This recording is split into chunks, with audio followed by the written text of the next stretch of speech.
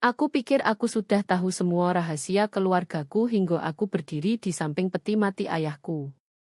Saat pengacara membuka tas kerjanya dan menatap langsung padaku, kata-katanya membuat darahku membeku. Selain warisanmu, kau berutang podo ayahmu sebesar 1 miliar rupiah untuk biaya membesarkanmu selama 18 tahun. Saat itu, pemakaman berubah menjadi medan perang. Dan aku sadar, orang yang paling mengkhianatiku bukanlah yang terbaring di peti mati. Mereka berdiri tepat di sampingku, nyaris tak bisa menahan senyum. Namaku Aisyah Rahman, dan hingga sore Oktober itu di Jakarta, aku percaya duka akan menjadi hal terberat yang kuhadapi di pemakaman ayahku. Betapa salahnya aku. Peti mati kayu mahoni itu berkilau di bawah cahaya lembut rumah duka, dikelilingi bunga melati yang tak bisa menutupi aroma kematian dan rahasia yang menyesakkan.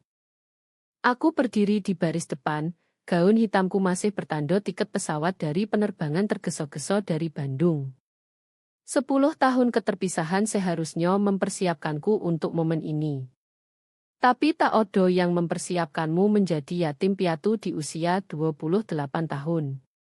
Sungguh tragis, bisik Bibi Siti di belakangku, meski nadanya mengatakan sebaliknya. Ahmad begitu muda, baru 55 tahun. Aku mengangguk secara mekanis, memandang ibu diriku, Fatimah, yang menyeka matanya yang kering sempurna dengan sapu tangan berinisial. Di sampingnya, Andi, anaknya dari pernikahan pertama, memeriksa ponselnya dengan kebosanan yang nyaris tak disembunyikan. Melihat mereka di bagian keluarga sementara aku berdiri sendirian membuat perutku mual. Pak Budi, pengacara ayahku selama 15 tahun terakhir, mendekati podium. Wajahnya yang lapuk menanggung beban menyampaikan terlalu banyak keinginan terakhir. Sebelum kita akhiri layanan hari ini, Ahmad Rahman meminta saya bagikan beberapa hal penting mengenai hartanya. Fatimah meluruskan punggungnya, dukanya menguap seperti kabut pagi. Andi akhirnya menyimpan ponselnya. Pembacaan ini akan singkat, lanjut Pak Budi, menyesuaikan kacamata bingkai kawatnya.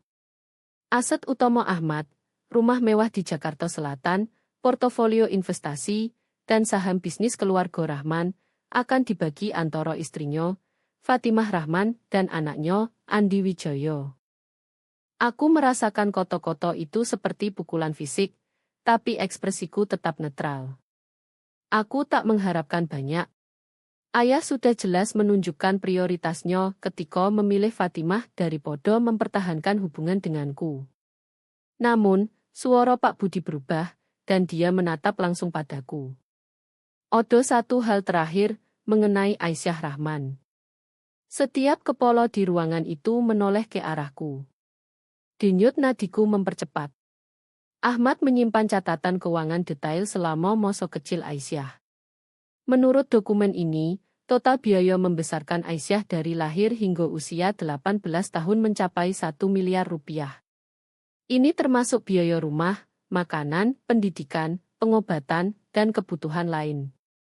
Ruangan mulai berputar. Seperti yang ditentukan dalam keinginan terakhirnya, jumlah ini dianggap sebagai hutang yang harus dibayar Aisyah kepada harta warisan, dibayar dalam 5 tahun, dengan bunga sesuai tarif standar. Opo?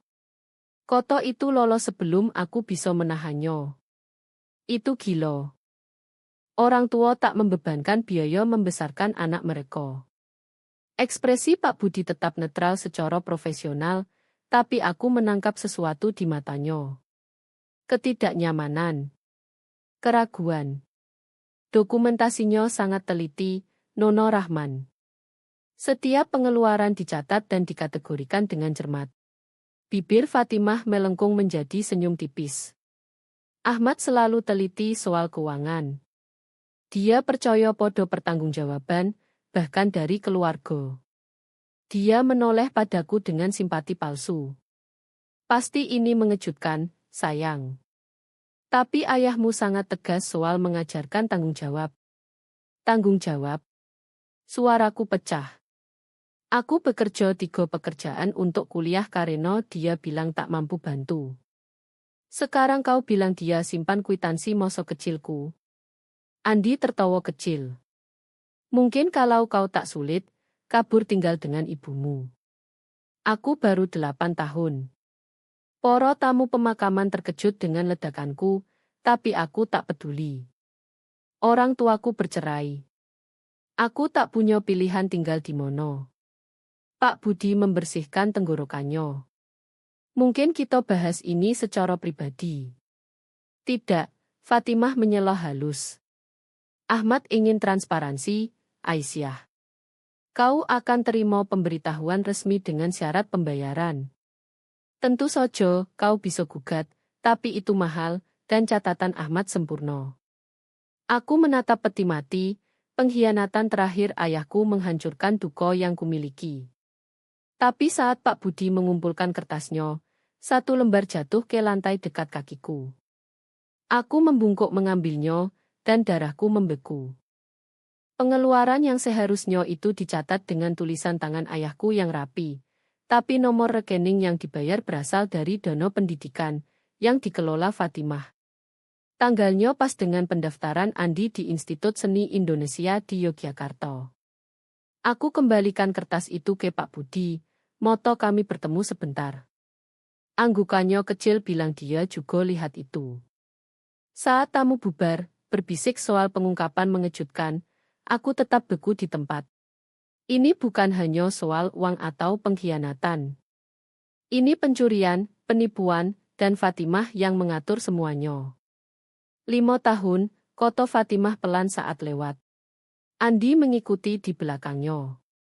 Jangan buat ini lebih sulit dari yang seharusnya, Aisyah. Aku perhatikan mereka pergi.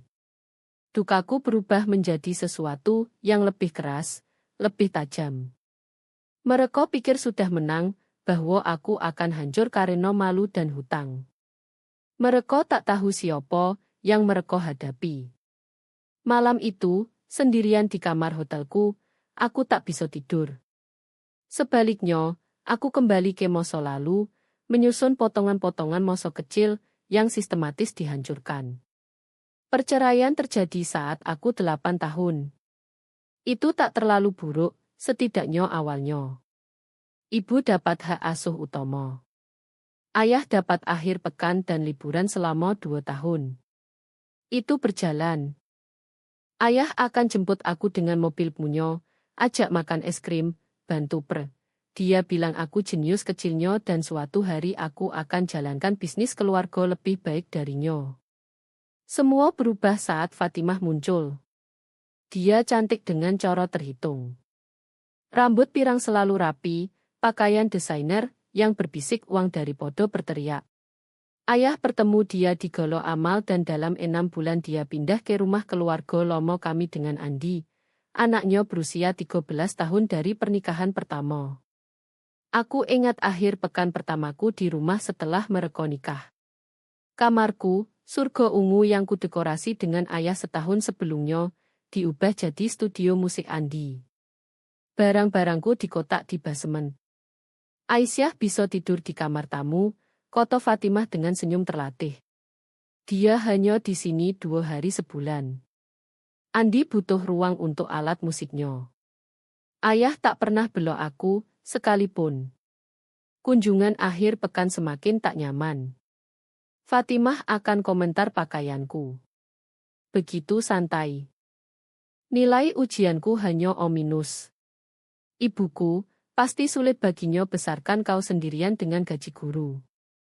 Andi, 3 tahun lebih tua dan anak emas Fatimah, perlakukan aku seperti penyusup. Dia mainkan musik kencang saat aku belajar, tak sengaja hapus perku dari komputer, ejek barang bekasku. Saat aku berusia 14 tahun, aku berhenti datang sama sekali. Ayah kadang telepon, janji kunjungi, tapi Fatimah selalu punya rencana. Liburan ke Bali, turnamen golf, resital Andi. Telepon menurun jadi kartu ulang tahun dengan cek yang semakin kecil tiap tahun. Lalu kuliah. Aku diterima di Universitas Indonesia, alma mater ayah. Aku bekerja keras jogo IP 4.0, relawan, opo sojo buat banggakan dia. Saat aku telepon bagikan kabar, suaranya cerah. Bagus sekali, Ais. Seperti ayahmu dulu. Kita rayakan makan malam di restoran mewah. Hanya kau dan aku. Makan malam itu tak pernah terjadi, tapi yang terjadi adalah pertemuan di kantornya. Fatimah hadir. Tentu saja, kuliah adalah hak istimewa, bukan hak, koto ayah, tak tatap mataku. Fatimah dan aku percaya anak muda harus belajar nilai kerja keras. Kau akan lebih hargai pendidikanmu kalau kau dapatkan sendiri. Tapi Andi, aku mulai. Andi dapat beasiswa musik, Fatimah potong halus. Bakatnya buka pintu. Mungkin kalau kau kembangkan keterampilan serupa. Kebenaran yang ku ketahui belakangan adalah beasiswa Andi tutupi hampir 10% biaya kuliah mahal Institut Seni Indonesia.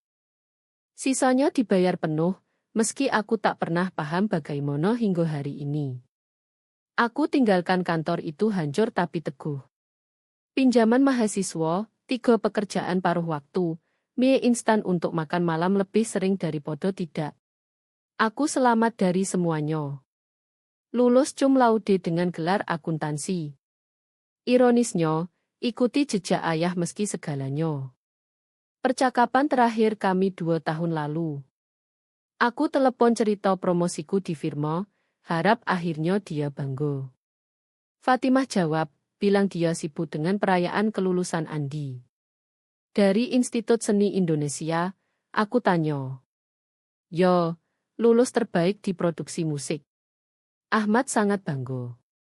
Dia bilang Andi ingatkan dia podo dirinya dulu. Ambisius, berbakat, punya masa depan. Kekejaman itu buat napasku terhenti. Aku tak pernah telepon lagi. Sekarang, menatap layar laptop di kamar hotel, aku buka pernyataan pinjaman mahasiswaku. Sisa 1 miliar rupiah. Lalu aku buka aplikasi BAN. Tabungan 50 juta rupiah. Matematikanya lucu. Bagaimana aku bayar hutang fiktif 1 miliar rupiah ayah saat aku nyaris tak bisa kelola kewajiban asliku. Tapi kertas yang kulirik itu, nomor rekening itu, terus menggangguku. Aku ambil ponsel dan gulir email lama hingga temukan itu. Pesan dari ayah 5 tahun lalu, tak lama setelah aku mulai kuliah. Aisyah, aku sudah buat dana pendidikan untuk bantu biayamu. Fatimah akan kelola distribusinya agar uang digunakan dengan benar. Ini harus tutupi sebagian besar biaya kuliah dan hidupmu. Aku tak pernah lihat sepeser pun. Tanganku gemetar saat potongan-potongan menyatu. Hutang 1 miliar rupiah untuk biaya anak pas dengan biaya 4 tahun di Universitas Indonesia. Fatimah curi dana kuliahku, beri ke Andi, dan sekarang coba buat aku bayar itu. Pengkhianatan bukan hanya kelemahan ayahku. Itu kekejaman terhitung Fatimah dan partisipasi Andi. Mereka lihat aku berjuang, kerja sampai lelah, kumpul hutang menekan, sambil habiskan uang yang khusus untuk pendidikanku. Besok aku hadapi Pak Budi. Malam ini, aku biarkan amarah mengkristal jadi sesuatu berguna. Tekad. Mereka curi masa laluku. Mereka tak akan curi masa depanku. Kantor hukum Budi dan rekan menempati rumah bergaya kolonial di Menteng. Semua kayu gelap dan buku berjilid kulit. Aku tiba pukul 8 pagi tepat sebelum Fatimah bisa campur. Sekretaris Pak Budi tampak terkejut tapi antar aku langsung. Aku sudah duga kau datang, koto Pak Budi, tunjuk kursi di depan meja kayu jati besarnya. Kopi. Aku perlu lihat semuanya, kataku, lewati basa-basi. Setiap dokumen, setiap transfer, setiap tanda tangan. Dia pelajari aku lama, lalu keluarkan map tebal. Ayahmu teliti, mungkin terlalu teliti. Dia sebarkan kertas di meja. Pengeluaran biaya anak seharusnya ada di sini, tapi dokumen lebih menarik ini. Dia pisahkan beberapa laporan bank dan otorisasi transfer. Napasku tertahan. 5 tahun lalu, ayahmu buat dana pendidikan Rahman bernilai 1 miliar rupiah. Kau penerima manfaat tunggal dengan Fatimah sebagai pengelola. Dia tunjuk dokumen selanjutnya. Namun, distribusinya cerita lain. Aku condong maju, pindai transfer. September 2019, 250 juta rupiah ke Institut Seni Indonesia. Januari 2020, 250 juta rupiah lagi. Polanya lanjut setiap semester hingga dana kosong. Tapi formulir penarikan ini, kataku, jari gemetar tunjuk. Odo tanda tanganku. Benarkah? Tanya Pak Budi hati-hati. Aku lihat lebih dekat. Mirip. Sangat mirip. Tapi jinnya terlalu mewah. Nyo terlalu rapat. Aku habiskan 4 tahun tanda tangani dokumen di firma akuntansiku.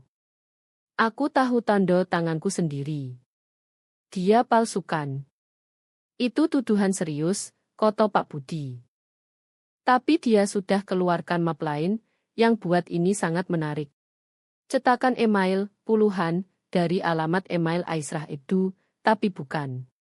Pesan ke Ahmad soal kemajuanku di Institut Seni Indonesia. Terima kasih dukungan murah hatinya, bahas kursus produksi musikku. Aku tak pernah lihat ini. Ini bukan alamat emailku. Aku di Universitas Indonesia belajar akuntansi, bukan Institut Seni Indonesia belajar musik. Aku tahu, kata Pak Budi. Ayahmu tak terlalu paham teknologi. Saat email datang dari yang tampak seperti alamatmu, bahas pendidikan yang dia danai. Dia percaya. Fatimah kirim ini. Buktikan itu butuh analisis forensik, surat panggilan. Dia henti, lalu sandar. Nono Rahman, aku pengacara ayahmu 15 tahun. Aku buat dono ini. Aku juga ungkap kekhawatiran saat distribusi mulai ke Institut Seni Indonesia bukan Universitas Indonesia. Opo katanya? Fatimah yakinkan dia kau ganti sekolah, kejar passion sejati. Dia bilang kau terlalu bangga cerita, langsung karena hubungan tegang. Ekspresinya gelap. Aku seharusnya tekan lebih keras, tapi kerahasiaan klien ikat aku. Dan sekarang dia mati, dan aku seharusnya berhutang untuk uang yang dicuri dariku. Pak Budi lepas kacamatanya, bersihkan pelan. Dokumentasi hutang sebenarnya lemah. Ayahmu tanda tangani 2 minggu sebelum mati saat dia obat berat untuk kondisi jantungnya. Pengacara bagus bisa argumen pengaruh tak semestinya, kapasitas menurun. Tapi Fatimah andalkan aku tak punya uang untuk pengacara bagus. Mungkin, dia pasang kacamatanya lagi. Namun, penipuan, pemalsuan, dan penggelapan adalah masalah pidana. Jaksa Agung mungkin sangat tertarik pada pengelola yang curi 1 miliar rupiah dari penerima manfaatnya. Pikiranku berpacu. Kau akan bersaksi. Aku harus kalau dipanggil. Kerahasiaan klien mati dengan ayahmu dan dokumen ini. Dia tunjuk tumpukan kertas. Mereka ceritakan banyak. Aku perlu salinan semuanya. Dia sudah gerak ke mesin fotokopi. Aku antisipasi itu. Aku juga dokumentasikan metadata email itu, alamat IP, cap waktu. Fatimah ceroboh. Semua dikirim dari komputer sama di rumah ayahmu. Saat mesin fotokopi berdengung, aku pelajari dokumen dana lagi. Odo sesuatu lain. Formulir ini butuh 2 tanda tangan, pengelola dan saksi. Andi Wijaya, konfirmasi Pak Budi. Dia 18 tahun saat saksi penarikan pertama, cukup umur tahu opo yang ditandatangani. Besarnya konspirasi mereka menghantamku penuh. Ini bukan kejahatan spontan, tapi rencana hati-hati 5 tahun untuk curi dana pendidikanku sementara aku berjuang hidup. Pak Budi, kenapa kau bantu aku? Dia jeda di fotokopi. Ayahmu pria lemah, Nono Rahman, mudah dipengaruhi, hindari konflik, tapi dia tak kejam. Dokumen hutang ini, tanda tangan palsu. Ini bukan dia. Aku percaya di minggu terakhirnya. Fatimah manipulasi pria sekarat untuk tutupi kejahatannya. Bisa kau buktikan? Tidak. Tapi kau bisa. Dia beri tumpukan salinan. Fatimah pikir dia menang. Dia andalkan kau terlalu miskin, terlalu takut, terlalu sendirian untuk lawan. Dia tak tahu kau punya dokumen ini. Dia tak tahu aku mau bersaksi. Dan dia pasti tak tahu penipuan di atas 500 juta rupiah adalah kejahatan federal. Aku berdiri, pegang kertas seperti garis hidup. Terima kasih. Jangan terima kasih dulu. Fatimah Wijaya pendendam dan punya sumber daya. Saat kau tantang ini, dia akan serang dengan segalanya. Biarkan saja, kataku, kaget dengan ketegasan suaraku. Dia curi pendidikanku, hubunganku dengan ayah, dan sekarang coba curi masa depanku. Aku tak punya opo-opo lagi untuk hilang. Saat aku tinggalkan kantornya, ponselku bergetar. Fatimah. Aisyah, sayang, kita harus bahas pengaturan pembayaran hutangmu. Besok jam 2 siang di rumah. Aku balas nantikan itu. Dia tak tahu opo yang datang. Rumah Rahman berdiri persis seperti ingatanku. Rumah kolonial bergaya Belanda yang berbisik uang lama dan warisan keluarga. Aku besar di sini hingga perceraian dan berdiri di pintu depan seperti hadapi hantu. Fatimah jawab sebelum aku ketuk, seolah dia intip dari jendela. Aisyah, tepat waktu seperti biasa, dia cium pipiku di udara, parfumnya menyengat. Masuklah. Andi juga di sini. Urusan keluarga harus libatkan semua keluarga, kan?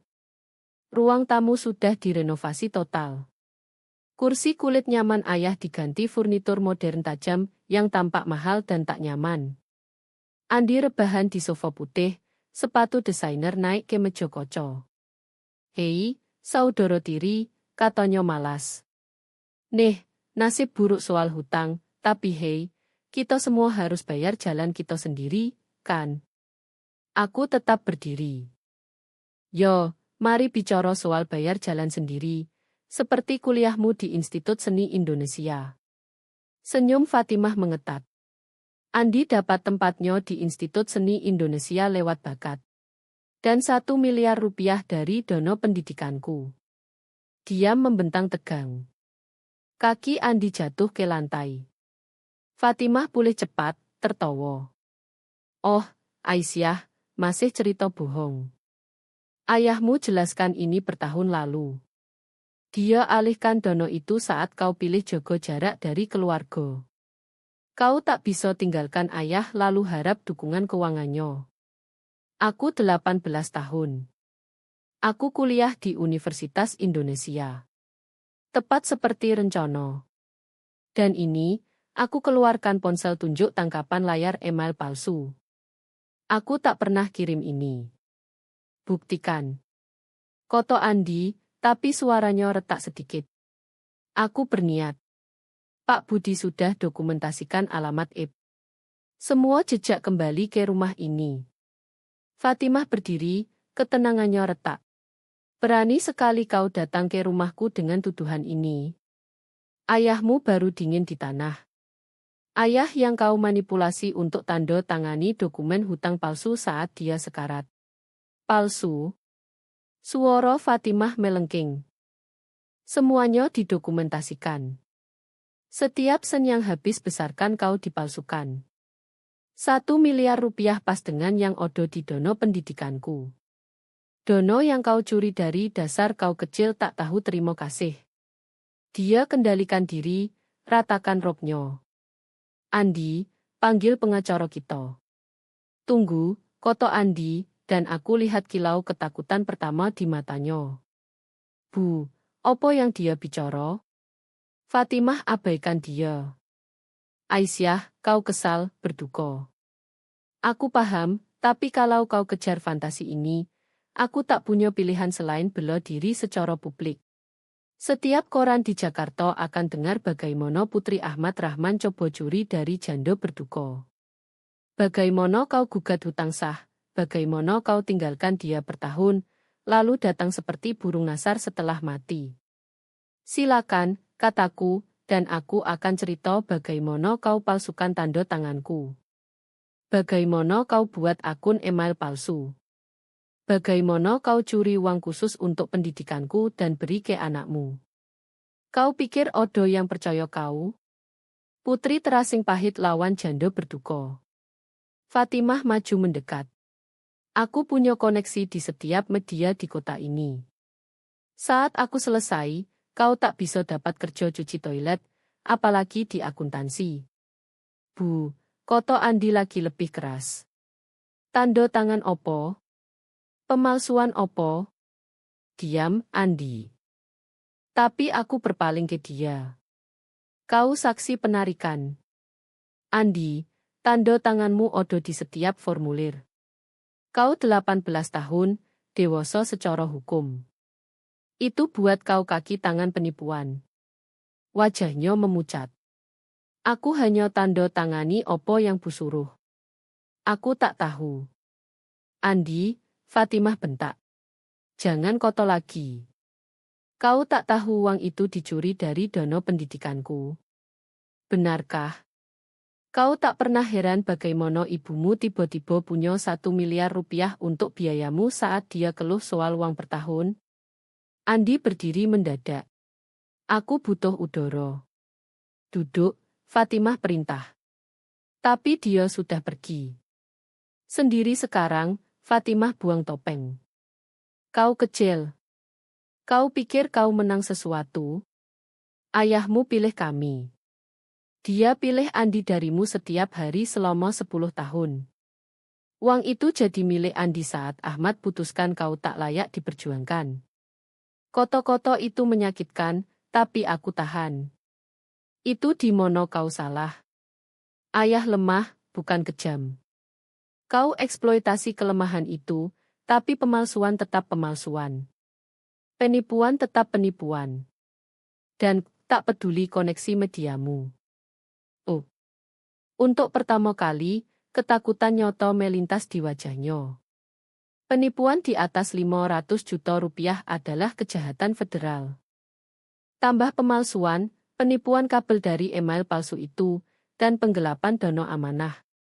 Kau hadapi waktu penjara serius. Fatimah ambruk ke sofa murninya. Opo yang kau mau? Lepas tuntutan hutang, kembalikan 1 miliar rupiah, dan keluar dari rumah ini. Itu rumah nenekku sebelum milikmu. Aku tak bisa kembalikan uang yang sudah habis. Moko kau jelaskan itu ke Jaksa Federal. Aku ajukan tuduhan Senin pagi. Wajah Fatimah berkerut amarah. Kau hancurkan keluarga ini karena uang. Tidak, kataku menuju pintu. Kau hancurkan keluarga ini karena keserakahan. Aku hanya kumpul opo milikku. Saat aku capai pintu, dia panggil. Ayahmu akan malu padamu. Aku berbalik. Ayahku malu podo dirinya sendiri. Itu kenapa dia minum sampai gagal jantung di 55 tahun. Itu kenapa dia tak bisa tatap mataku 10 tahun terakhir. Kau tak hanya curi uangku, Fatimah. Kau curi integritasnya, dan itu bunuh dia lebih cepat daripada penyakit apapun. Aku tinggalkan dia di sono, dikelilingi furnitur mahalnya di rumah curian, dan rasakan lebih ringan dengan setiap langkah. Perang belum selesai, tapi pertempuran pertama milikku. Kembali di Bandung, aku panggil bantuan yang kusimpan bertahun. Teman sekamarku kuliah, Sari, sekarang kerja di Bank Mandiri di Departemen Investigasi Penipuan. Kami bertemu di kafe tenang di Dago. Aisyah, kau tampak lelah, katanya, peluk aku erat. Terima kasih. Aku butuh bantumu. Aku sebarkan dokumen di meja. Ini soal warisan ayahku, tapi lebih penting, Soal 1 miliar rupiah dana pendidikan dicuri. Ekspresi Sari berubah dari khawatir jadi minat profesional saat periksa kertas. Tanda tangan ini, tak bahkan pemalsuan bagus. Lihat titik tekanan. Benar-benar beda dari tanda tangan autentikmu di sini. Bisa kau lacak uang secara resmi? Tidak. Tapi dia keluarkan laptop. Catatan ban yang kau beri tunjuk pola jelas. Setiap penarikan dari dana sesuai pembayaran biaya ke Institut Seni Indonesia. Hari somo, jumlah somo. Itu bukan kebetulan. Itu bukti.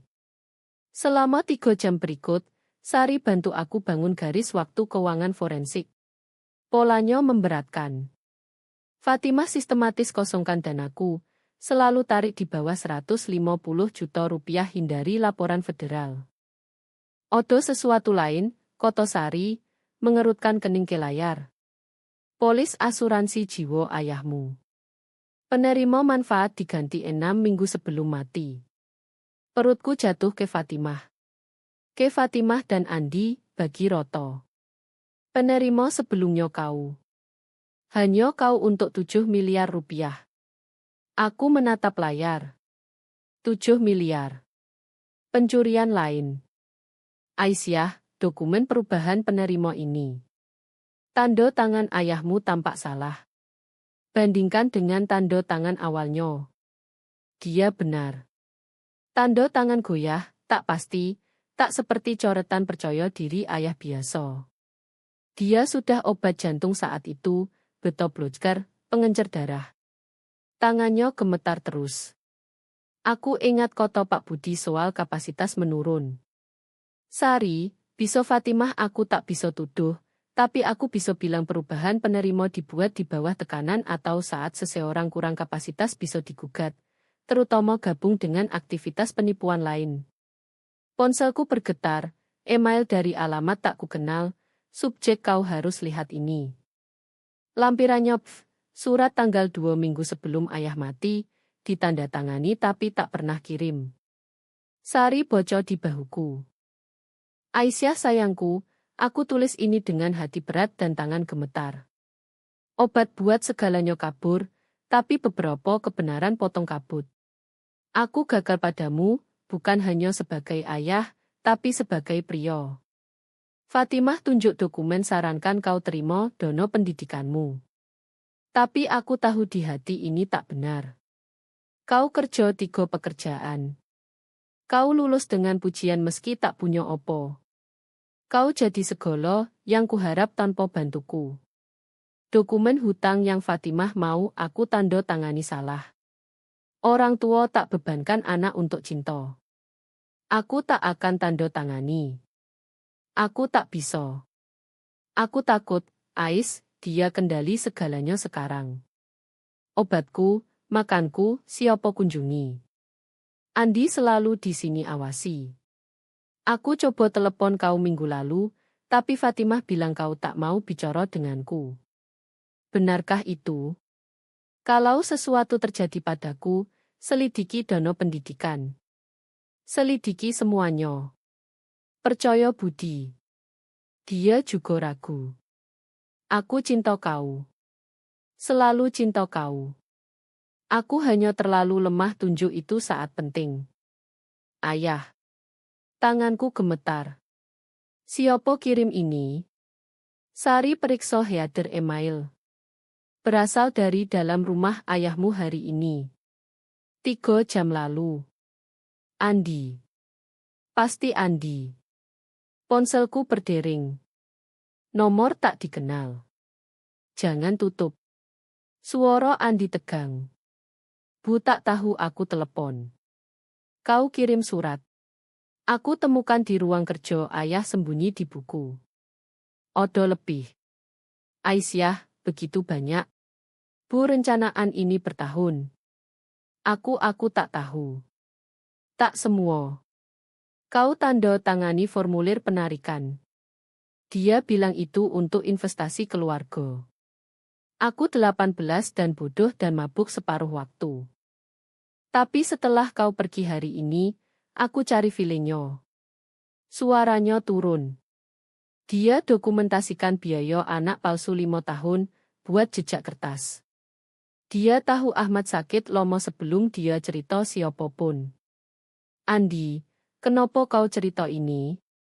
Jeda lomo. Karena aku dengar dia menangis, 2 minggu sebelum mati, mohon dia jangan buat dia tanda tangani sesuatu. Dia bilang kalau tak, dia pastikan semua tahu dia alkoholik yang tinggalkan putrinya. Dia bilang dia hancurkan reputasinya, warisannya. Kau bersaksi itu? Aku tak tahu. Dia ibuku. Tapi Aisyah, odo kotak penyimpanan aman. Bu tak tahu. Ahmad beri aku kunci sehari sebelum mati. Buat aku janji beri ke kau kalau sesuatu terjadi. Aku pikir dia paranoid. Di mono? Bank Mandiri, cabang pusat, kotak 472. Kuncinya di bawah kotak surat rumah. Odo pemegang magnet. Ambil malam ini. Bu di klub bukunya sampai jam 10. Andi, ini bisa kirim ibumu ke penjara. Mungkin itu tempatnya, katanya pelan. Ayahmu, ayah kita, dia tak sempurna, tapi dia tak layak mati ketakutan dan sendirian, dipaksa kianati putrinya sendiri. Sambungan putus. Sari pegang tanganku. Aisyah, kalau setengah ini benar, bukan hanya penipuan. Ini pelecehan lansia, paksaan, mungkin pembunuhan. Pembunuhan? Obat jantungnya? Siapa kendali? Siapa beri ke dia? Implikasinya seperti air es. Fatimah tak hanya curi uang. Dia mungkin curi nyawa ayahku. Aku perlu ambil kunci itu. Aku ikut, Kotosari. Dan kita panggil polisi saat kita punya kotak itu. Ini melebihi pengadilan sipil sekarang. Ini pidana. Saat kami kendarai ke Jakarta malam itu, aku pikir soal surat ayah. Bahkan diobati, bahkan ketakutan. Dia coba lindungi aku. Dia sembunyikan bukti. Dia beri Andi kunci itu. Dengan cara lemahnya sendiri, dia lawan. Sekarang giliranku selesaikan opo yang dia mulai. Ruang sidang penuh. Fatimah sewa firma hukum paling kejam di Jakarta. Aku punya Pak Budi, yang keluar dari semi pensiun untuk kasus ini, dan jaksa muda bernama Dian Putri, yang ambil minat pribadi setelah tinjau bukti dari kotak penyimpanan ayah. Kotak itu punya segalanya. Rekaman Fatimah ancam dia, dokumen dana asli, catatan medis tunjuk interaksi obat berbahaya, dan jurnal dokumentasikan 5 tahun manipulasi keuangan dan emosional. Yang mulia, pengacara Fatimah, Rudi Santoso, mulai dengan dramatis. Ini kasus sederhana Putri Pahit coba pemerasan janda berduka. Nona Rahman tinggalkan ayahnya 1 dekade, lalu datang setelah mati dengan tuduhan liar dan dokumen palsu. Keberatan, kata Pak Budi tenang. Penasihat buat tuduhan tanpa bukti. Hakim Susanto, wanita tegas usia 60-an, angguk. Diterima, Pak Rudi. Tetap fakta, bukan teater. Dian Putri sajikan kasus kami metodis. Pertama, tanda tangan palsu dengan ahli tulisan tangan konfirmasi dipalsukan. Lalu email palsu dengan forensik digital buktikan berasal dari komputer Fatimah. Akhirnya, dokumentasi dana tunjuk setiap rupiah untuk pendidikanku dialihkan ke Andi. Pembela akan argumen ini keputusan keluarga sah, kata Dian. Tapi keputusan keluarga tak butuh tanda tangan palsu dan akun email palsu. Fatimah naik saksi pertama, pakai hitam janda, tisu di tangan.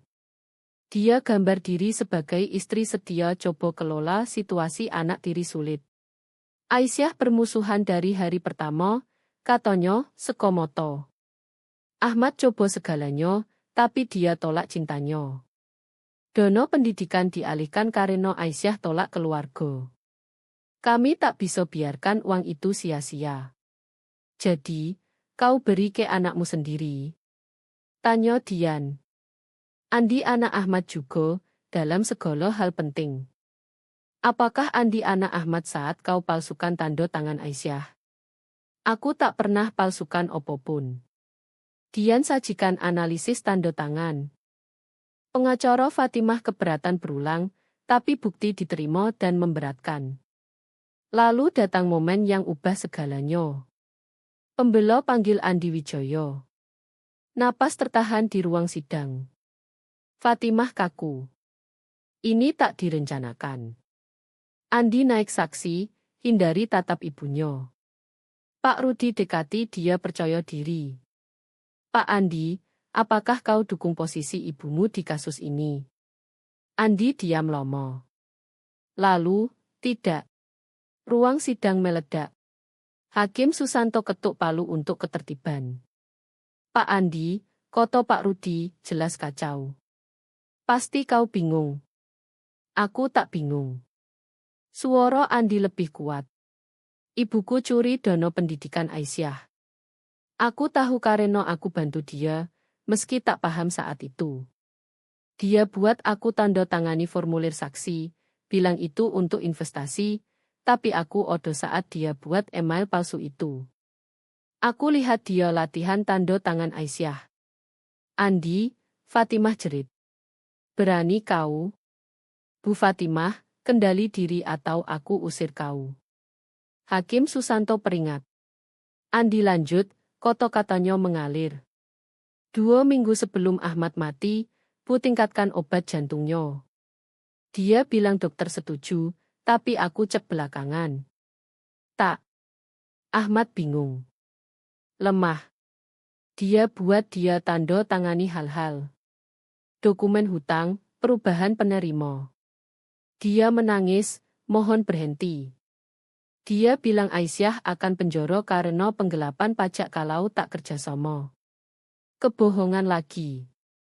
Kau bohong. Fatimah jerit. Kau tak tahu terima kasih. Bu Fatimah, kau contem. Petugas, usir dia. Saat Fatimah dikawal keluar, masih berteriak. Andi tatap aku pertama kali. Maaf, Aisyah. Aku muda dan egois, dan aku biarkan dia yakinkan aku kau musuh. Tapi Ahmad cinta kau. Bahkan di akhir, diobati dan bingung. Dia bicara soal jenius kecilnya. Dia tak pernah berhenti cinta kau. Sisa sidang berjalan cepat dengan kesaksian Andi. Pembela Fatimah runtuh. Pengacaranya coba diskreditkan Andi, sarankan ketidakstabilan mental, penggunaan narkoba, tapi Andi tetap teguh, beri tanggal, dokumen, rekaman yang dia buat diam-diam di ponselnya. Bukti paling memberatkan dari pemeriksa medis yang bersaksi level obat Ahmad saat mati terlalu tinggi, sesuai overdosis sengaja daripada jumlah resep. Apakah kau sarankan Bu Fatimah sengaja? Dian mulai. Aku nyatakan fakta medis. Level obat akan sebab kebingungan, kelemahan, dan akhirnya serangan jantung. Fatimah dibawa kembali untuk vonis, dikawal petugas. Suara Hakim Susanto dingin. Bu Fatimah Wijaya, pengadilan ini temukan kau bersalah pemalsuan, penipuan, penggelapan, pelecehan lansia, dan pembunuhan tak sengaja lewat kelalaian medis. Kau diperintah bayar kembali 1 miliar rupiah ke Aisyah Rahman segera, plus 750 juta rupiah ganti rugi. Tuntutan hutang palsu dibatalkan. Semua perubahan penerima di bawah tekanan dibalik. Dia lanjut, selain itu, pengadilan rekomendasikan penuntutan pidana segera. Bu Fatimah, kau sistematis hancurkan keluarga untuk uang. Kau isolasi pria sekarat dari putrinya, curi warisannya, dan percepat kematiannya lewat manipulasi medis. Aku lihat banyak kasus keserakahan, tapi jarang kekejaman terhitung seperti ini. Fatimah ambruk. Tak lagi wanita masyarakat sempurna, tapi penjahat rusak hadapi penjara. Saat sidang ditunda, Andi dekati aku. Aku tahu kau tak bisa maafkan aku. Kau benar. Aku tak bisa. Belum. Tapi kau lakukan hal benar hari ini. Aku masuk rehab. Rehab sungguhan kali ini. Dan Aisyah, gelar Institut Seni Indonesia. Aku akan bayar kembali setiap rupiah. Butuh tahun, tapi cukup bersihkan diri, Andi. Itu pembayaran cukup. Pak Budi gabung kami, senyum pertama sejak aku kenal dia. Ayahmu akan bangga. Kau perjuangkan keadilan tanpa jadi kejam. Itu butuh kekuatan yang dia tak pernah punya. Saat aku tinggalkan gedung pengadilan, matahari musim hujan Jakarta menerobos awan. Aku rasakan kehadiran ayah. Bukan pria lemah yang biarkan Fatimah kendali dia, tapi ayah yang sembunyikan bukti, yang coba peringatkan aku, yang cinta aku bahkan saat tak bisa tunjuk. Keadilan menang. Fatimah hilang segalanya. Dan aku akhirnya benar-benar bebas. Vonis akhir turun 6 minggu kemudian di pengadilan pidana. Fatimah Wijaya, dulu nyonya masyarakat Jakarta sempurna, berdiri pakai seragam oranye saat hakim baca hukumannya. Podo tuduhan penipuan dan penggelapan, 8 tahun, pelecehan lansia, 3 tahun, pembunuhan tak sengaja lewat kelalaian medis, 5 tahun, hukuman jalan bersamaan, total 8 tahun di penjara federal dengan kemungkinan parole setelah 5. Pengacara Fatimah negosiasi kesepakatan plea hindari hukuman lebih panjang, tapi butuh restitusi keuangan penuh. Rumah nenekku akan dijual. Akun investasi dilikuidasi, setiap perhiasan, setiap barang berharga akan kebayar kembali opo yang dicuri. Aku duduk di galeri, rasakan anehnya kosong. Kemenangan seharusnya lebih manis, tapi yang kurasa hanya lega lelah. Setelah vonis, pengacara Fatimah dekati aku dengan cek kasir. 1,75 miliar rupiah seperti diperintah pengadilan sipil. 1 miliar rupiah dana pendidikan plus 750 juta rupiah ganti rugi. Aku pegang cek itu, pikir ironi. Uang ini tak bisa beli kembali tahun berjuang, hubungan dengan ayahku. Masa kecil dicuri manipulasi Fatimah, tapi bisa beli sesuatu lain. Kebebasan dari hutang, mulai baru. Odo lebih, koto pengacara, beri amplop lain. Pembayaran asuransi jiwa dikembalikan ke penerima asli. 7 miliar rupiah. Tanganku gemetar. Setelah tahun hitung setiap rupiah, kerja banyak pekerjaan, makan mie untuk makan malam, aku pegang uang lebih daripada pernah kubayang. Andi temukan aku di luar gedung pengadilan. Dia tampak lebih sehat. 30 hari rehab bersihkan matanya, luruskan posturnya. Aku mau kau tahu, katanya. Aku daftar kuliah di perguruan tinggi komunitas, mulai ulang, akan belajar akuntansi. Sebenarnya pikir aku harus belajar bagaimana uang benar-benar kerja, bukan hanya bagaimana curi itu. Itu bagus, Andi. Aku juga terapi, coba paham bagaimana aku biarkan dia manipulasi aku lomo. Bagaimana aku jadi kaki tangan sesuatu begitu kejam. Dia jeda. Terapis bilang, tumbuh dengan seseorang seperti Bu, itu ubah rasa normalmu. Buat salah tampak benar kalau untungkan kau. Dia ibumu. Itu rumit. Tidak, tak. Opo yang dia lakukan jahat. Opo yang kulakukan bantu dia jahat. Kau tak dapat dispensasi podo jahat hanya karena keluarga lakukan. Kami berdiri diam canggung sebelum dia berimap. Aku temukan ini di brankas Bu. Pikir kau harus punya. Di dalam foto yang tak pernah kulihat. Ayah dan aku di berbagai usia. Hari pertama sekolah. Kemenangan pameran sains. Hari aku diterima UI. Di setiap foto, kebanggaannya jelas. Bahkan saat hubungan kami runtuh, dia simpan ini di kantornya. Andi bilang Bu buat dia turunkan saat aku pindah, tapi dia simpan. Setiap satu. Item terakhir di map surat tanggal hari aku lulus kuliah. Aisyahku, aku tahu aku tak akan kirim surat ini seperti yang lain. Fatimah bilang itu hanya ganggu kau yang sudah lanjut, tapi aku perlu tulis juga. Kau lulus hari ini.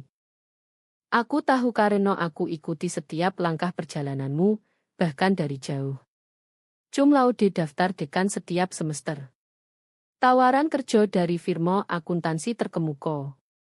Kau lakukan semua tanpa aku, yang buat aku bangga dan malu. Aku gagal padamu, bukan karena kurang cinta, tapi kurang keberanian. Aku biarkan Fatimah yakinkan aku jogo damai lebih penting daripada jogo iman padamu. Aku pilih jalan mudah hindari konflik daripada jalan keras jadi ayahmu. Saat kau bocor ini, kalau pernah, aku mungkin sudah pergi. Jantungku gagal. Meski tak seburuk aku gagal padamu, cukup tahu setiap sukses yang kau capai. Setiap rintangan yang kau atasi, kau lakukan bawa cintaku, meski kau tak pernah rasakan. Ayahmu selalu, meski segalanya. Aku ambruk ke bangku pengadilan. Air mata akhirnya datang. Bukan untuk uang atau keadilan, tapi untuk ayah yang hilang 2 kali. Sekali karena manipulasi Fatimah dan lagi karena kematian Aisyah. Andi duduk di sampingku. Odo sesuatu lain. Buke penjara, tapi dia masih punya sekutu. Orang yang percaya versi dia. Kau mungkin hadapi serangan balik. Biarkan mereka datang. Aku punya kebenaran. Dan kau punya aku. Aku tahu aku tak layak maaf. Tapi aku akan dukung kau secara publik. Aku cerita siapapun yang tanya apa yang terjadi. Itu minimal yang bisa kulakukan. Sore itu, aku bertemu Pak Budi terakhir kali untuk tanda tangani kertas transfer rumah. Apa yang akan kau lakukan dengannya? Tanyanya. Jual. Terlalu banyak hantu. Tapi dulu, aku keluarkan buku cek. Aku mau buat dono untuk mahasiswa seperti aku, yang orang tua gagal mereka, yang kerja mati-matian untuk pendidikan. Dono pendidikan Aisyah Rahman. Tidak, dono kedua kesempatan Ahmad Rahman karena semua orang layak satu, meski mati sebelum ambil. Pak Budi senyum. Dia akan suka itu. Saat aku tanda tangani kertas, buat dono dengan 1,5 miliar rupiah, aku pikir soal keadilan. Itu bukan hanya soal hukuman atau restitusi. Itu soal pecah siklus, cipta sesuatu positif dari sakit. Fatimah curi uang, manipulasi pria sekarat, hancurkan keluarga karena keserakahan. Dia habiskan 5 tahun anyam jaring kebohongan yang akhirnya jebak dia sendiri. Tapi kegagalan terbesarnya meremehkan aku. Dia lihat gadis berjuang tanpa sumber daya dan pikir aku akan runtuh. Sebaliknya, tahun berjuang itu tempo aku jadi seseorang yang bisa lawan, yang bisa berdiri di ruang sidang tuntut keadilan tanpa jadi kejam sendiri. Cek di sakuku bisa bayar pinjaman mahasiswaku, beli keamanan, danai masa depan, tapi pembayaran sebenarnya sesuatu yang Fatimah tak bisa curi lagi. Cinta ayahku dikonfirmasi di surat tersembunyi dan foto tersimpan, di bukti yang dia simpan dan kepercayaan yang akhirnya dia tempatkan di kebenaran. Dia hilang segalanya. Kebebasan, kekayaan, reputasi, bahkan kesetiaan anaknya. Aku dapat lebih dari uang. Aku dapat penutupan. 6 bulan kemudian, aku berdiri di pemakaman karet bifak, bunga melati di tangan. Batu nisan ayah sederhana, elegan, seperti dia sebelum Fatimah putar dia jadi sesuatu lain. Hei, ayah, kataku pelan, atur melati yang selalu dia suka. Aku punya berita. Angin berhembus lewat pohon-pohon jati seolah dengar. Aku bayar pinjaman mahasiswaku kemarin. Semua 1 miliar rupiah. Lega. Sulit ku deskripsikan. Untuk pertama kali dalam 10 tahun, aku bebas hutang. Aku bisa bernapas. Aku duduk di rumput, tak peduli setelan desainerku. Sesuatu yang akhirnya ku mampu tapi jarang ku mewahkan. Dono kedua kesempatan sudah bantu 12 mahasiswa. Salah satunya, Maria, ingatkan aku podo diriku, kerja 3 pekerjaan, belajar akuntansi, tak dukungan keluarga. Dia menangis saat dapat beasiswa, bilang itu berarti dia bisa berhenti 1 kerja dan tidur lebih dari 4 jam semalam. Burung kardinal mendarat di batu nisan ayah, merah cerah lawan granit abu.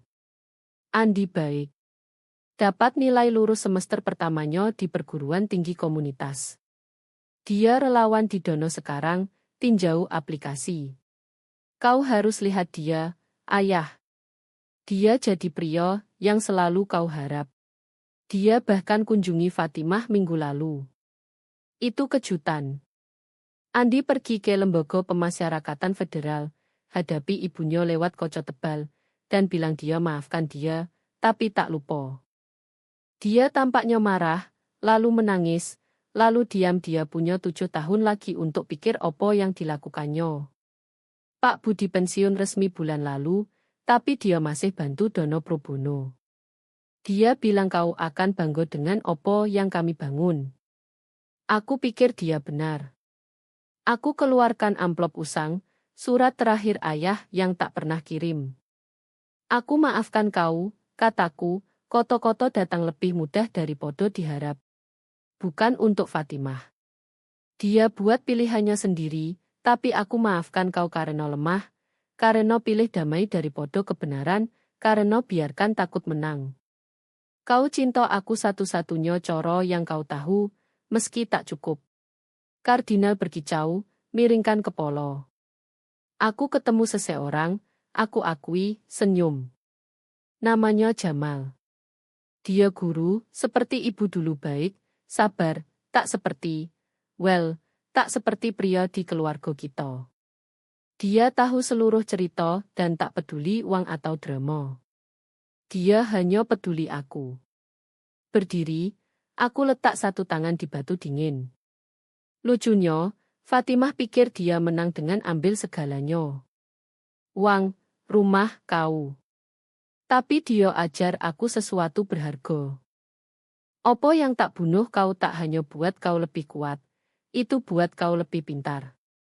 Setiap perjuangan, setiap shift 16 jam, setiap makan dilewati bayar buku teks, semuanya persiapkan aku untuk pertarungan hidupku. Aku pikir catatan di jurnal ayah, ditulis hari sebelum mati. Aisyah akan selamat ini.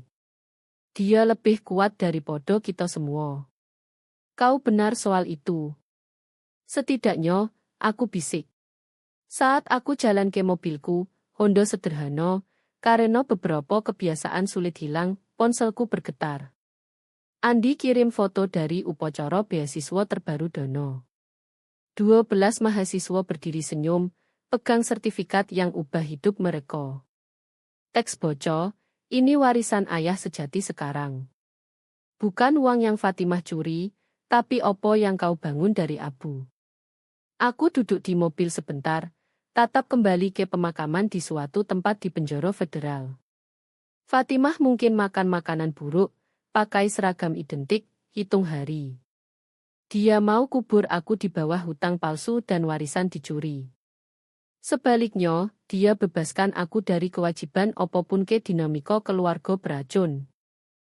1 miliar rupiah yang dia klaim aku berhutang, itu ubah jadi 1,75 miliar rupiah di rekeningku. Hubungan yang dia hancurkan, itu dibangun ulang lewat surat dan foto, lewat pemahaman dan maaf. Anak yang dia rusak, dia temukan penebusan 1 hari sekaligus. Pria yang dia manipulasi sampai mati. Kenangannya dihormati lewat setiap beasiswa diberikan. Aku nyalakan mobil. Radio diam main berita hari. Pembawa bicara bahas kasus terbaru pelecehan keuangan lansia. Bagaimana anak dewasa sering manipulasi orang tua-tua untuk warisan. Aku matikan. Aku hidup cerita itu. Aku tak perlu dengar dianalisis. Ponselku berdering. Jamal tanya rencana makan malam. Normal, sederhana, indah biasa. Aku pulang 20 menit lagi, kataku padanya. Dan yo, aku kunjungi ayah. Itu bagus. Bagus, katanya sederhana. Cinta kau. Cinta kau juga. Saat aku kendarai jauh dari pemakaman karet bivak, aku tangkap pantulanku di kaca spion. Wanita yang tatap balik bukan gadis takut yang berdiri di pemakaman ayah 8 bulan lalu, dipermalukan hutang palsu. Dia bukan mahasiswa lelah yang kerja mati-matian untuk pendidikan. Dia bahkan bukan putri marah yang tuntut keadilan di ruang sidang. Dia seseorang baru, seseorang yang belajar bahwa balas dendam bukan soal hancurkan musuhmu. Itu soal tolak biarkan mereka hancurkan kau. Itu soal ambil senjata mereka dan ubah jadi alat bangun sesuatu lebih baik. Fatimah coba curi masa laluku dan gadai masa depanku untuk 1 miliar rupiah. Sebaliknya, dia ajar aku nilai diriku tak terukur, dan itu hutang yang tak pernah harus kubayar.